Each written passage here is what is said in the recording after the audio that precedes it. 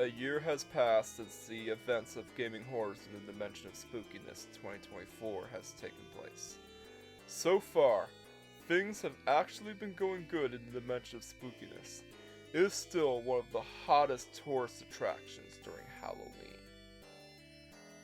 And no more gate trucker or gatekeeper knockoff to deal with. But there was still some unfinished business. Rumor has it that there has been a recent haunting in a corn maze of all things, and a trailer park. And nobody knows what kind of ghosts these are, but it's said that they aren't just any ghost. So yeah, I'm going to have to deal with some specters in the corn maze. But still, I'm hoping that this year's Halloween goes great for me. So let's dive in to the haunted corn maze, aka Ghost Maze. Hello! Hi, so you're calling me about ghosts that you've seen in the corn maze. Yeah, I'm sorry to say this, but I think you might have gotten the wrong number, because if you want to call somebody about your ghost problems, why not call the Ghostbusters?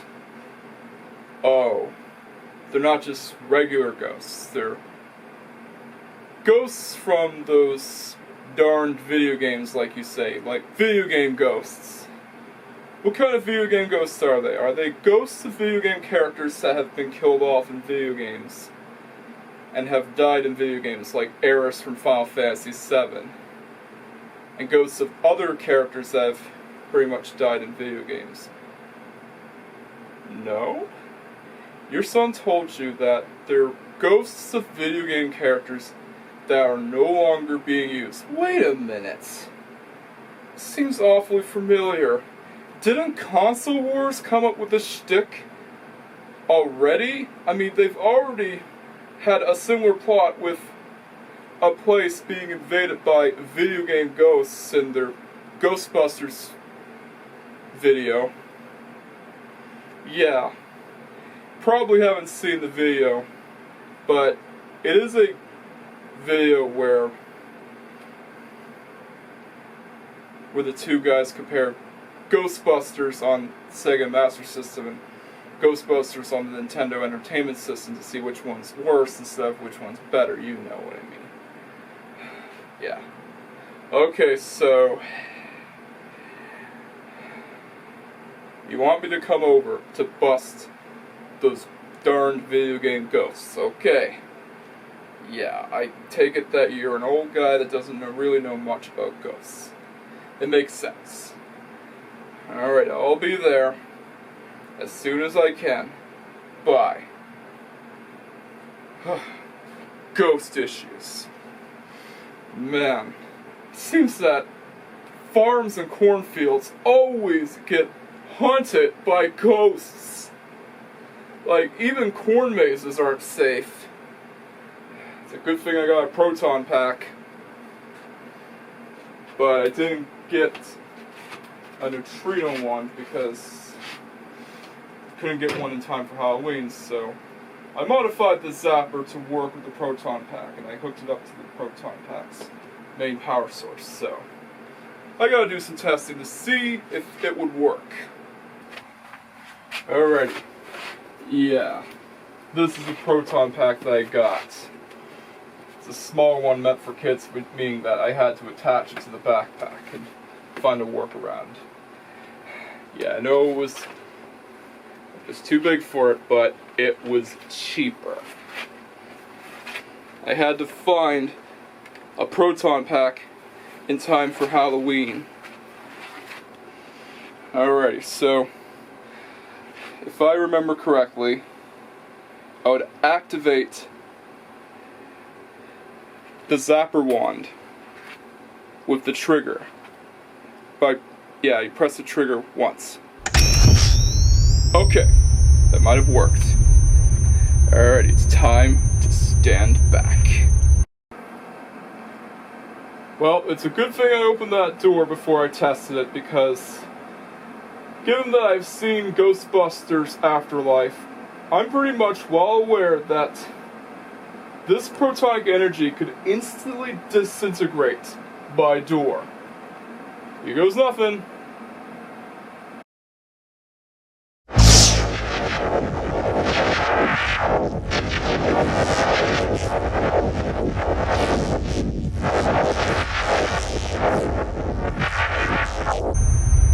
Yeah! It worked! I knew it would work. I modified this zapper to work with the proton pack. Yeah, if the Ghostbusters can hook up an NES Advantage to the Statue of Liberty, then I don't see why they can't do the same with a zapper. I mean, sure, you would have to have some plating inside the zapper itself so that the nuclear energy could be shielded, because I did all this, but it works. Yeah, testing was a success.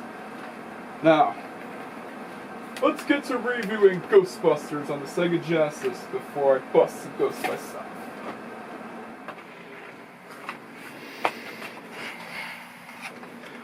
Well, happy Halloween, everyone! And you know what that means, right? It's time to review another spooky game. And yeah, I won't be in the dimension of spookiness that much, but don't worry, I will be in there eventually. But anyways, for this occasion, I decided to bring out Ghostbusters on the Sega Genesis. Yeah, the best classic Ghostbusters game ever made. Yeah, before this game got made, we had Ghostbusters on the Nintendo Entertainment System and Ghostbusters on the Sega Master System.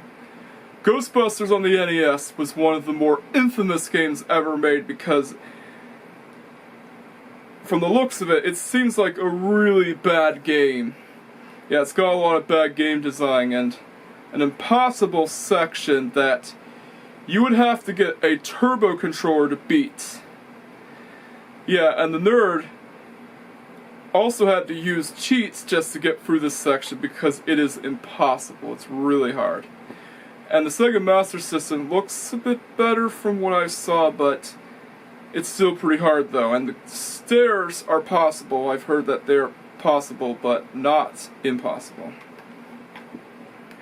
So for 1989, we got Ghostbusters 2 on the NES, which wasn't that great of a game. And I've seen that you don't even get to fight Vigo the Carpathian. Yeah, like, that is a problem.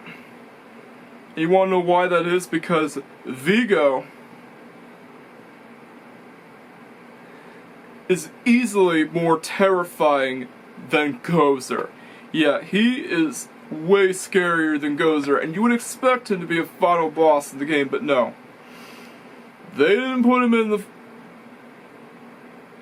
in the game to be a final boss. Yeah, they just have a cutscene where they shoot some slime at the painting and that's it. But in New Ghostbusters 2, he was the final boss. And it definitely was worth the effort to go there. But for Sega Genesis, they decided not to make a game based off of Ghostbusters 2, but instead a sort of pseudo-sequel to Ghostbusters. If that makes any sense to you. I mean, it's not exactly like the original movie, but it is a continuation of the movie's storyline, if that makes any sense.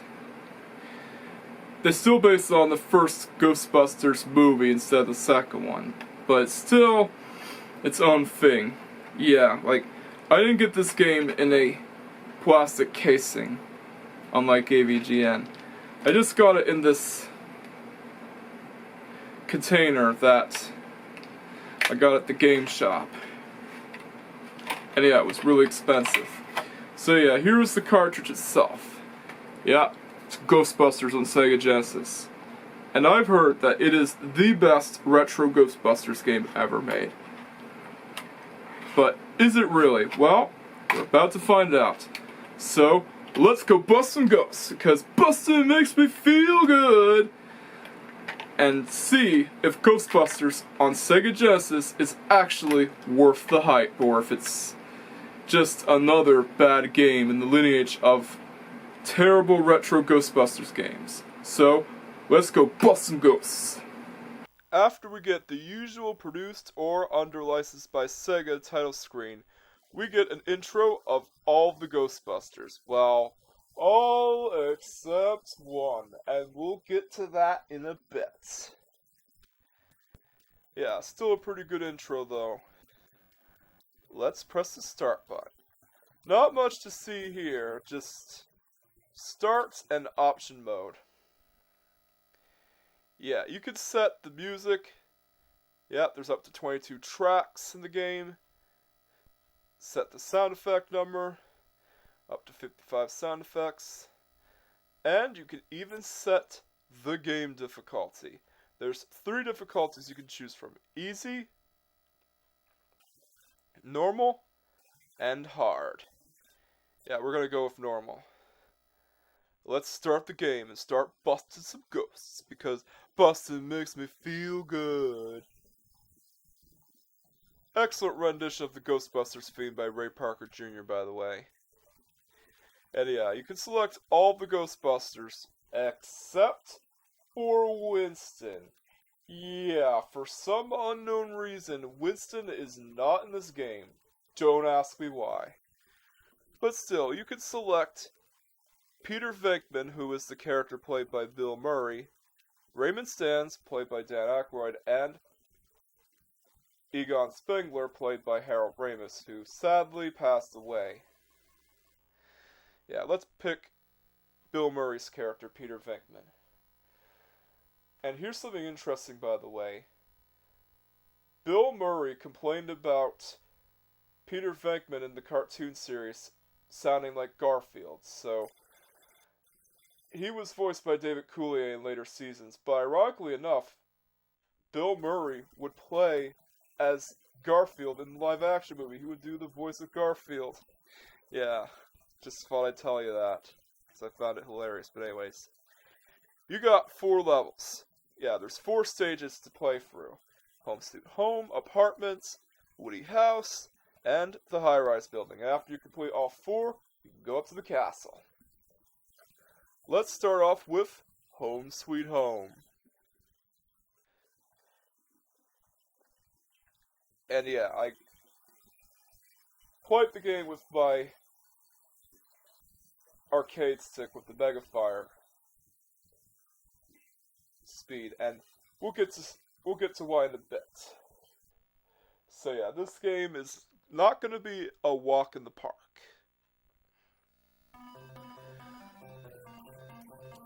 Yeah, so when I first recorded the footage for this game, I used the standard Sega Genesis controller. But when I recorded the later footage, I used my arcade stick. Yeah, this is a shoot 'em up. And this is what a Ghostbusters game should be. Just shooting ghosts. That's it. Although you still have money. You still have to buy your equipment instead of the Ghostbusters inventing their own equipment. But hey, at least they established the shopkeepers. Yeah, unfortunately it uses the same entire concept of you having to buy your own equipment to hunt ghosts, but it's still a great game though. It feels nice to play around.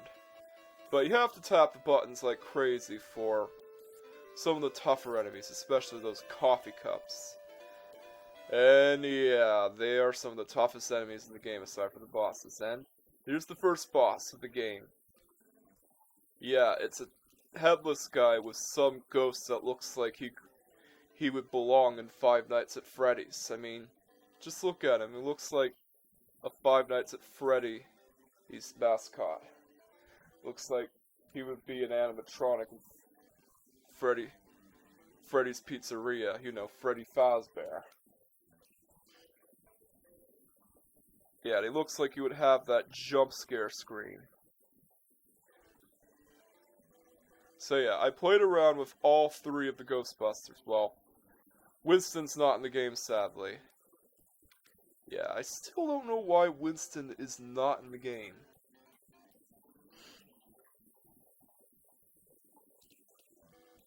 Anyways, oh! Came loose! Still got a headless body. And a head. Oh man. I actually like the bosses here. They're kind of creative. They put a lot of effort into the bosses, so after you defeat the boss, it's not over yet. You still have to trap the ghosts. And you do it with your neutrino wand. Yes, I know what it's called. It's not a proton pack. The proton pack is the main energy source, and you get 3 chances to trap the ghost, by the way. You have to make sure the ghost is near the ghost trap. It's easier said than done, considering that you don't have control over the proton pack's, neutrino wand's direction. Once you trap the ghosts, it's worth it, and there you go. There's Bill Murray's character with the ghost trap. So yeah, it's kind of difficult to trap the ghosts, considering that you have no control over your neutrino wand. Yeah, it's always in that direction. I just wish they offered an upgrade for a stronger beam, so you could trap the ghosts more easily. But hey, it's just a minor nitpick I have with the game. It's still a great game though, because bustin' makes me feel good. And yeah, there's the boss, the main boss of the area. This weird thing.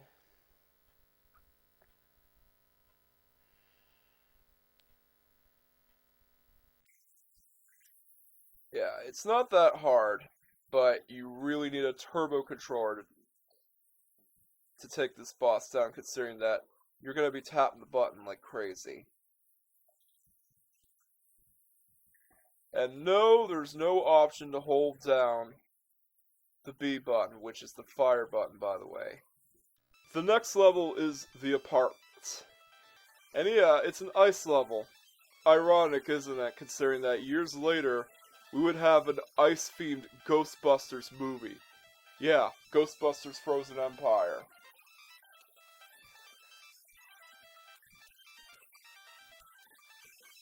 So yeah, this level is a bit more difficult than the previous level, but not too hard.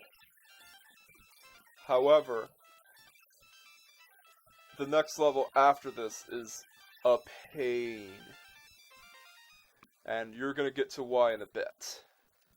The first boss for this level is this crystal monster thing. Yeah, it looks like a gorilla that wears diamond armor, or some lizard man with diamond armor.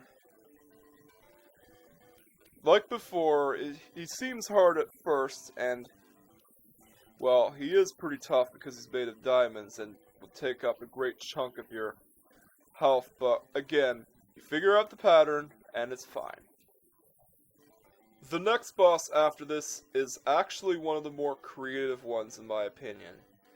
It is the woman. And yeah, you have to wait until she multiplies in 3 for you to shoot her. Yeah, you have to make sure you shoot the real one.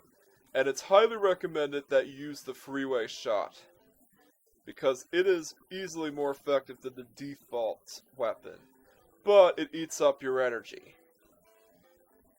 And yeah, this footage, I'm actually using my arcade stick with the Mega Fire speed. Yeah, and it's imperative that you use it, by the way. Unless if you're Bootsy, who doesn't like turbo controllers and wants a challenge. Yeah, got the ghost. And like before, you have 3 chances of trying to capture the ghosts. Again, I kind of wish that they had an upgrade for your beam. But oh well, it is what it is. After you've got rid of the other 2 ghosts, you get to face against a snowman ghost. Yes, less scary than the main villain in Ghostbusters Frozen Empire, who is a godlike being who can cause a second ice age. Yeah, like before, it is recommended that you use the 3-way shot here, since it is far more effective than your default weapon. And you have to make sure to shoot the snowman ghost when his mouth is open. It is his one weak spot. But if you run out of energy in your 3-way shot, just use the default weapon. And yeah, if you want to switch between weapons, you have to go to your menu and select it instead of selecting it on the fly.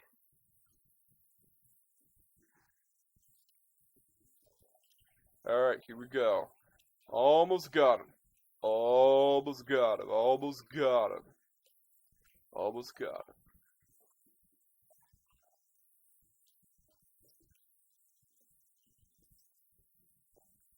Yeah, it's time to melt, evil Frosty. Yeah, the color indicates how much damage the bosses have taken. Yeah, we got him. We got him. Anyways, on to the next level.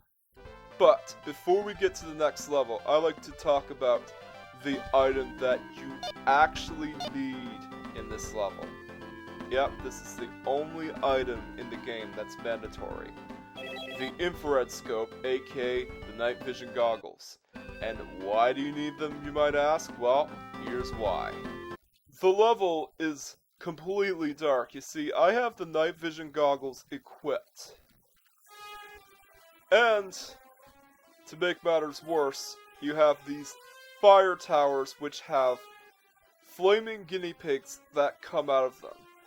This is easily the hardest level in the whole entire game aside from the castle. And you also got this floor which is fire. Yeah, it's a flaming floor. So yeah. The night vision goggles is just one of the items you need, and you also have to deal with these unkillable blue flame guinea pigs. You better be ready. You also need the special suit because you're going to go into things that will take up a great chunk of your health. Yeah, it's also pretty handy if you go into the fire floor. You see, there are these fire towers which you can't get past them without having to take some damage. And this is why you need the special suit, because you're going to need it for dealing with these fire towers and the fire floors. And on top of that, the level is also filled with precision platforming. And it could be hard with Dan Aykroyd's character, Raymond Stantz, because he has the worst jumping ability of all 3 of the characters, and you see my night vision goggles are about to dim, so yeah. This level is torture. Expect this level to eat up your continues just as much as Slimer eats up food. But hey, at least the bosses are cool. You get up to the dragon boss, which kinda reminds me of Barba from Legend of Zelda 2. Yeah, it's a dragon boss that is reminiscent of one of the Legend of Zelda 2 bosses. It's pretty cool. And he's actually much easier than the level itself, which is rare for these bosses. All you have to do is shoot him a bunch of times. And there you go. That's it. And make sure you trap the ghost.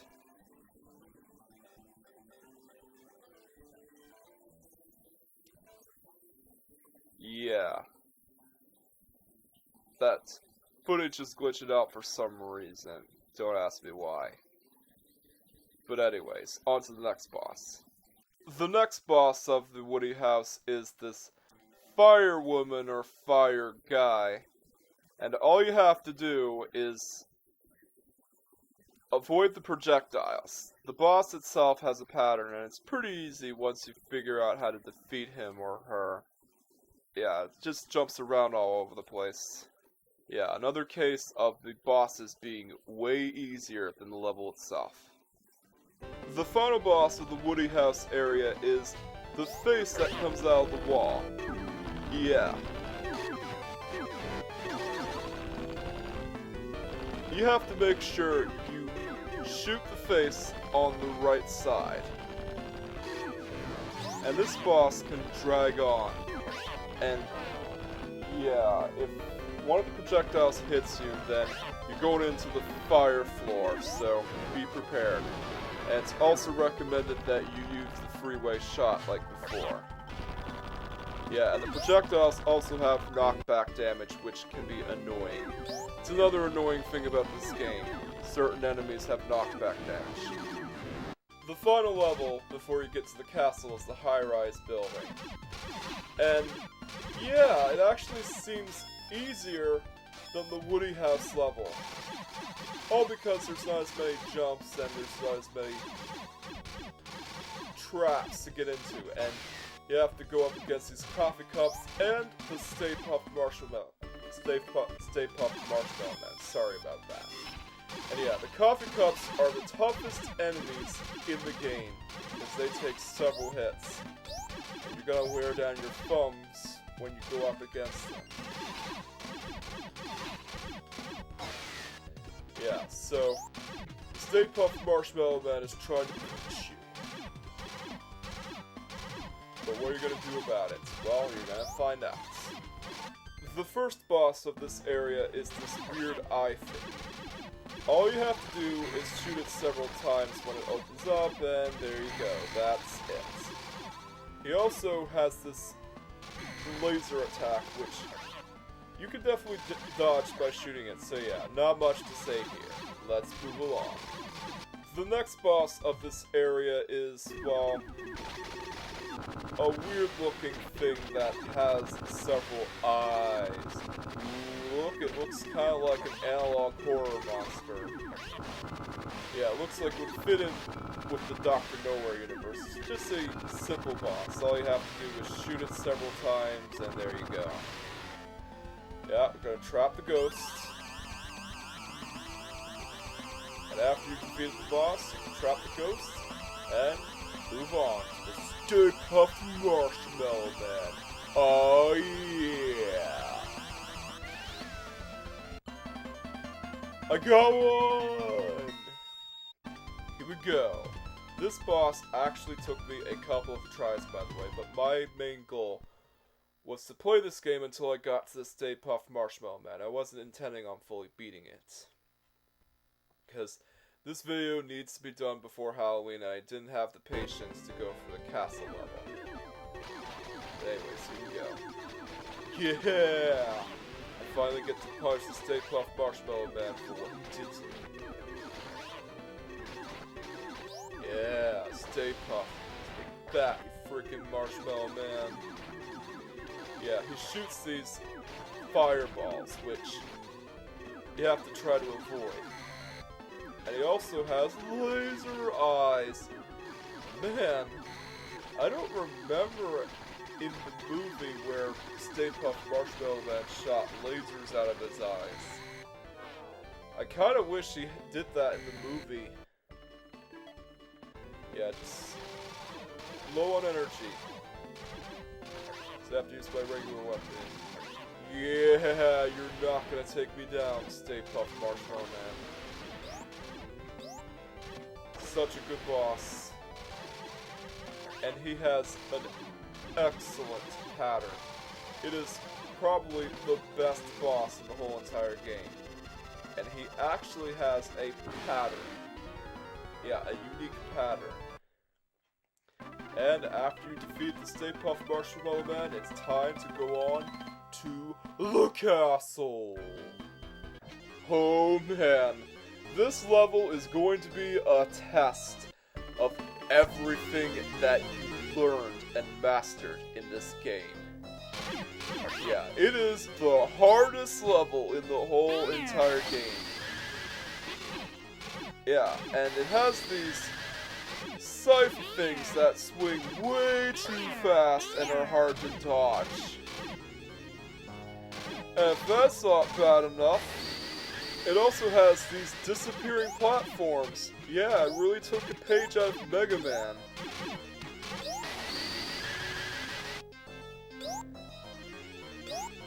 And this is one of the hardest sections, by the way, because they really want you to lose all your lives and continues here.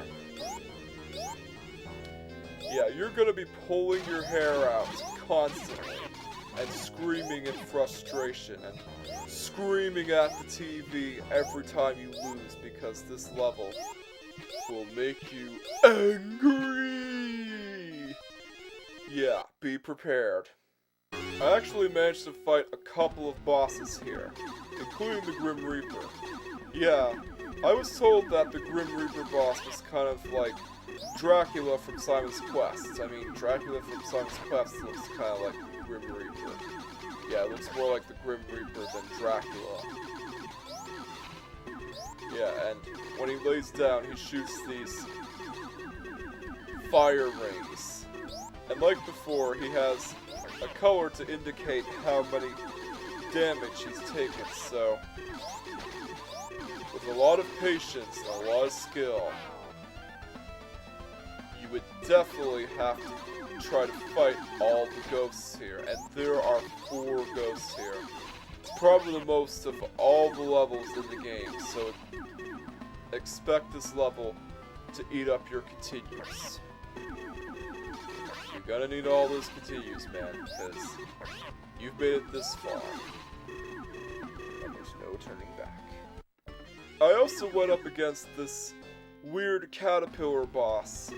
Yeah, it's kind of disappointing that the next boss is this weird caterpillar thing, especially after you fought against the Grim Reaper. Yeah, it's not that hard of a boss, but it does take up a lot of damage when it's reduced to these floating heads. Yeah, another one of these bosses. Not much to say here, unfortunately. Just shoot it enough times and it's, well, defeated. And this boss is also creative. It kind of reminds me of Shadow Link with the whole concept. Yeah, we got 2 bosses that are inspired by Legend of Zelda 2 bosses. The dragon, the flame dragon to be more precise, and this guy. You have to shoot the ghost.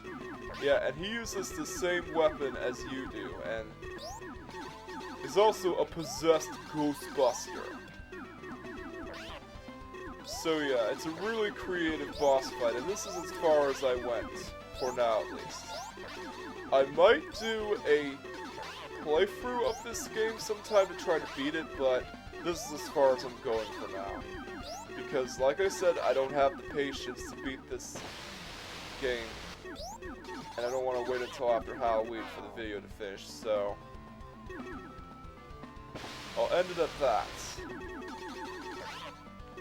Yeah, this boss is a test of your skill, and a test of your knowledge about each weapons. Yeah, after you shoot the ghost thing enough times, you get to trap it, and the ghost leaves the body of the Ghostbusters. Here we go. Time to trap the ghosts.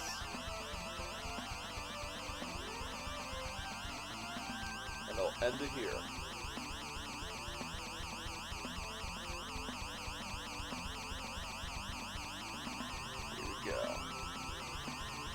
Get to the trap, man. Get to the trap. Sometimes the ghost will get away from the trap. There we go. Yep, and that's that.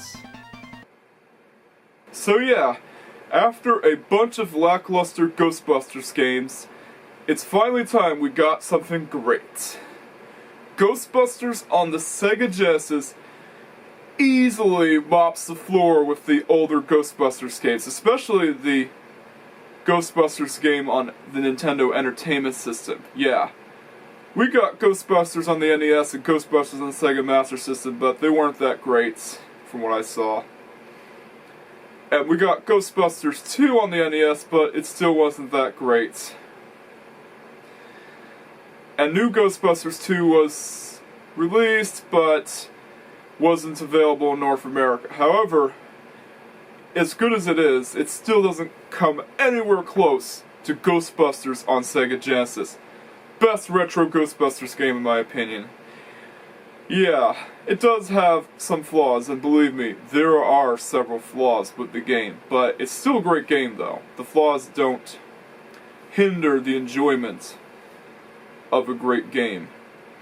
Although I do have to say that the final boss in the game, and you're not going to believe this, is a character that they created for this game called Jana. Yeah, she's some goddess-like ghost that is reminiscent of Gozer. Yeah.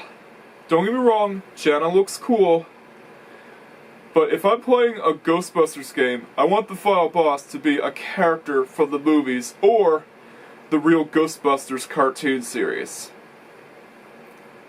I want a Ghostbusters game to feel like a Ghostbusters game, but still a pretty cool looking boss though, and hey, at least it's better than having the final boss become a giant slore. So, at least they did something. It's such a missed opportunity to have Vigo the Carpathian become the final boss in the castle level. I mean, he would have fit like a glove in the castle level. He was perfect for the castle level, because Vigo the Carpathian looked like he would come from Renaissance times of the medieval era. He would have fit with the level. It would have been amazing. Just imagine how awesome it would be if the final boss was Vigo the Carpathian and you got to fight against him and he was like the hardest boss in the game and he would test your skills. But instead we got a Gozer wannabe. But oh well, still a great game though. And like I said, another one of the flaws is the fire towers, which you need the special suit for.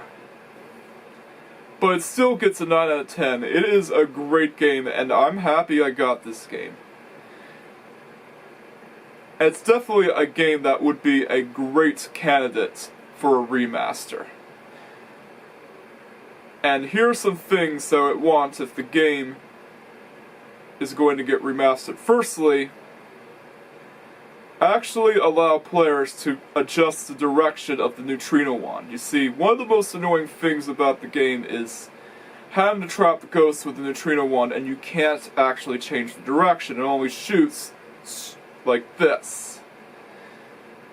So, that's a problem. And you also have to be tapping on the button like crazy to trap the ghosts. So, if you plan to do a remaster, actually have an upgrade where it would give the player freedom to choose which direction of the neutrino wand they have, and definitely get out an upgrade for a more powerful proton pack. Yeah, a more powerful beam to trap the ghosts quicker and make it easier for the players to trap them. And have an upgrade where you can activate the trap on the fly without it being active, without the need to have to trap the ghost, have to get the ghosts near the trap, and try to trap it that way. And secondly, have Winston as an unlockable character.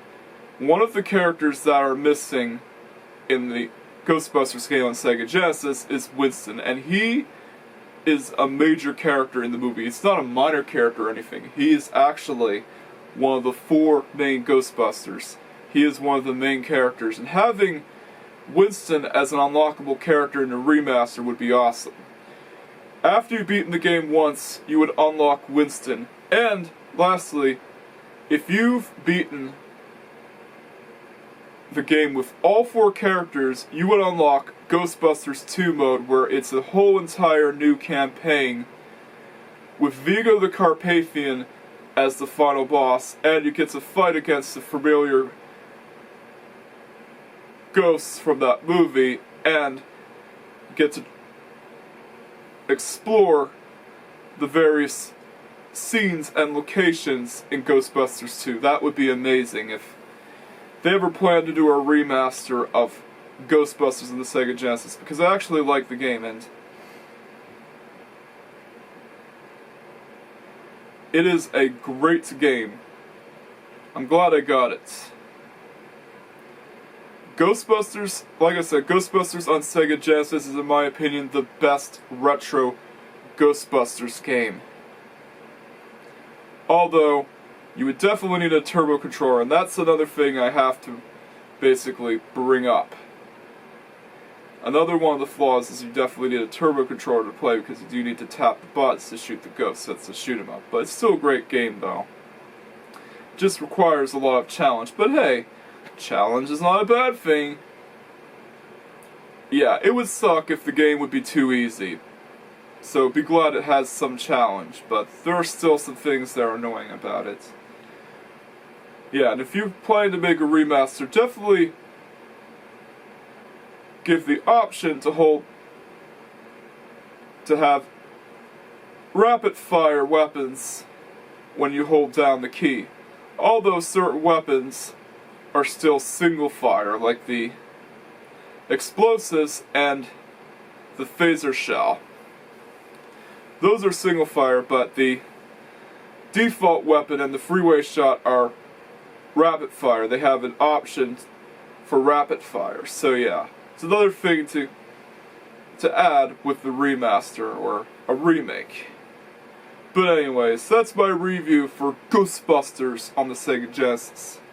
Now, it's time to bust some ghosts in the real world. Let's go!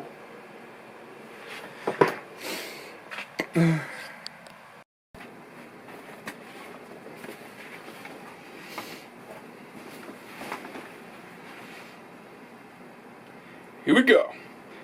Bustin' makes me feel good. Now, to the Ectologron.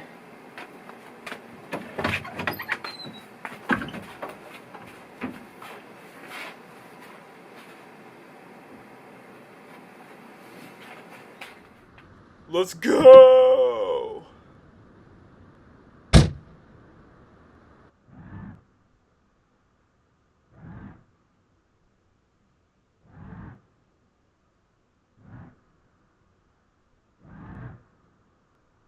Come on, you piece of junk, start already.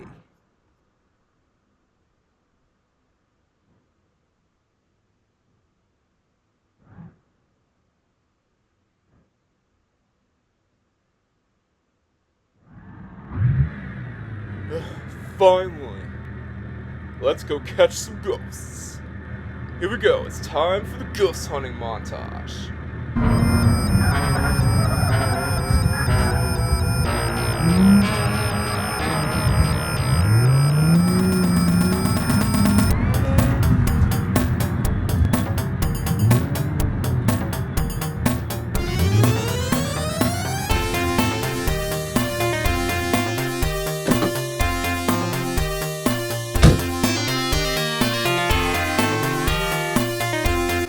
I see a ghost.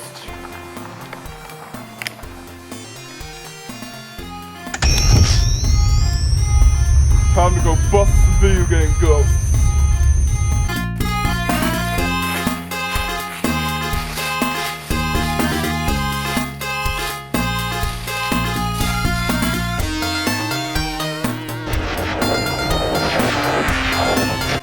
Bustin' makes me feel good.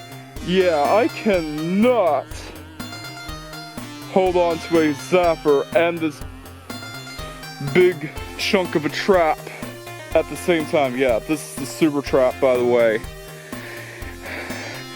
Yeah, it's more powerful than the regular ghost trap, the standard ghost trap that you're all used to seeing, and it can hold more ghosts, and you don't need to refill it, but it is resource heavy. Hence why they don't make as many super traps as they do regular ghost traps. I mean, the regular ghost trap is smaller and more compact. You could take it anywhere as opposed to this dang thing. Let's set up the trap. Let's set up the trap. Here we go. Here goes everything.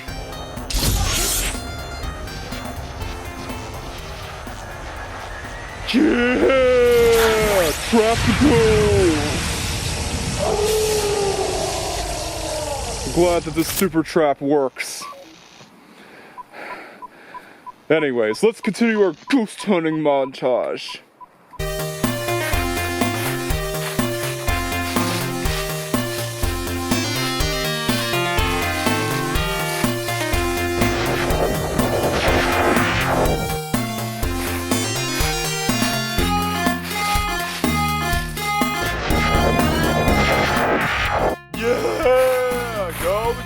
Like I said, busting makes me feel good.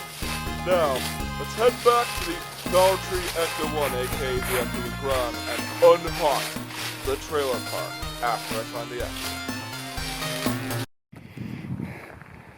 Alrighty, I've got all the corn maze ghosts. Now let's head over to the trailer park. Yeah, it's a trailer park, alright. Oh no.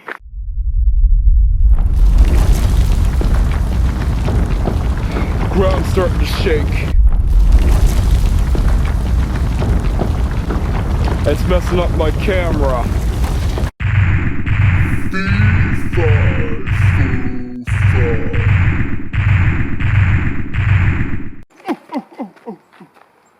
So that's where that shaking came from.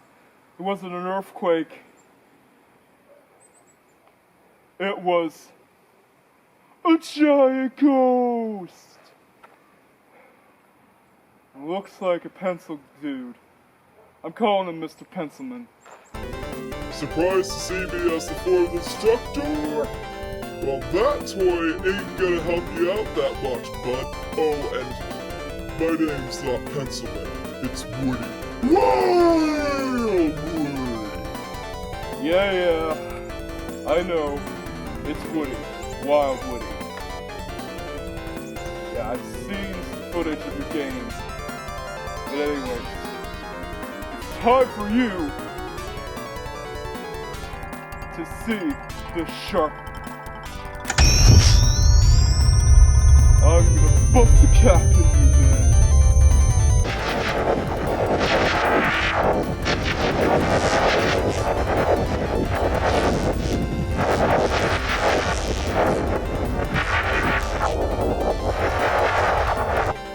Ha! I told you that toy ain't gonna help you that much. Time to scare up a sketch.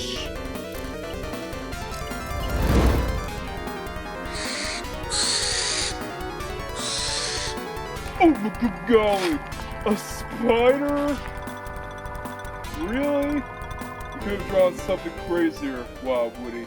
Don't you forget what time it is? It's spooky month. But this'll be the last month you'll ever see. Because you are doomed! Alright. Yeah, it is Halloween. It makes sense for the occasion. Here goes nothing. I'm gonna try to increase the power of the Proton Pack with the Super Trap. It's never been tested, and it'll probably most likely overheat the Proton Pack itself. But let's try it out and see if it works. Here goes everything. There. Lay down the trap. It's time to bust a cap in this pencil. Now, I don't know for sure if this is going to work or not because it's never been tested. Yeah, nobody has ever tested to see if one of these super traps would actually increase the power of the proton pack. But let's give it a shot. Time to blow a hole in this pencil.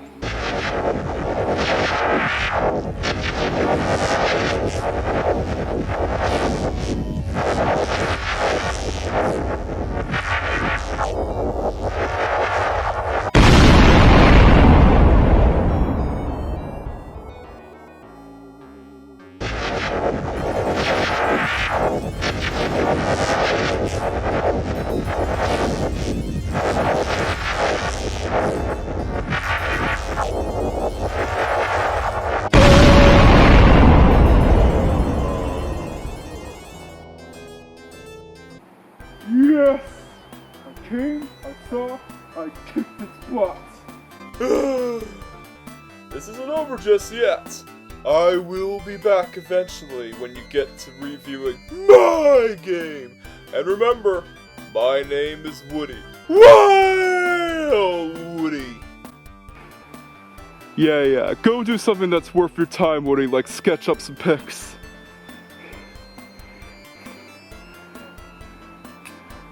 And I'll probably be playing that game on an emulator since it's really expensive, by the way. Anyways, let's go into the dimension of spookiness to see how things are going. So, you came just in time for the yearly spook party. What took you so long, bucko? Oh, I was out busting some ghosts. I got myself a proton pack from Amazon. And it came just in time for Halloween. Which proton pack is it? It's probably a fancy one. Oh, it was one that was meant for kids.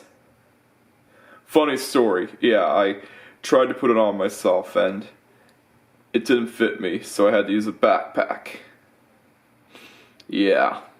Why would you, a person that's built like the Kingpin from Spider-Man, buy a small teensy-weensy proton pack that doesn't even fit you? It was cheaper! Yeah, I know it was small, but it saved me some money. But I am a smart guy after all, so I found a way to fit it by using a backpack. Yeah, I engineered a way to fit it on my body after all, so all is good. Oh, I guess that makes sense. But anyways, the party's this way. Why don't you join along? We got a couple of new guests. And they're analog horror guys. Yeah, I'm guessing that those two are the Boiled One and the Locust from the Dr. Nowhere universe. Pretty scary guys, aren't they? You don't want to know what they do to you. Correctamundo, they are the Locust and the Boiled One. Just don't let that Locust guy near your organs, yeesh. Anyways, have fun, and toodaloo. Yeah. See ya, pirate skeleton guy. I'm gonna have some fun in the annual spook party. Yeah! It's like everyone is having fun this year, which is cool and good. Definitely a far cry from the olden days of the dimension of spookiness where we had to put up with Pahara. I hope you guys enjoyed this year's gaming horrors in the dimension of spookiness, even though you barely visited the dimension of spookiness until the end. And I also had to lure that locust creature out of one of our TVs. It wasn't the TV that I played Twisted Metal Black on, it was a different CRT TV. And I had to tell him not to eat anyone's organs in the party, because that guy, that horrifying, scary creature, will eat anyone's organs. Yeesh. I wouldn't want to touch a 10-foot pole on that guy, let alone have to dance with him. Anyways, I'm hoping that I get to meet a less scary creature other than those newfangled, scary, analog horror monsters. Anyways, happy Halloween, everyone. And I will see you mortals next year. This is Jeff the Green Demon.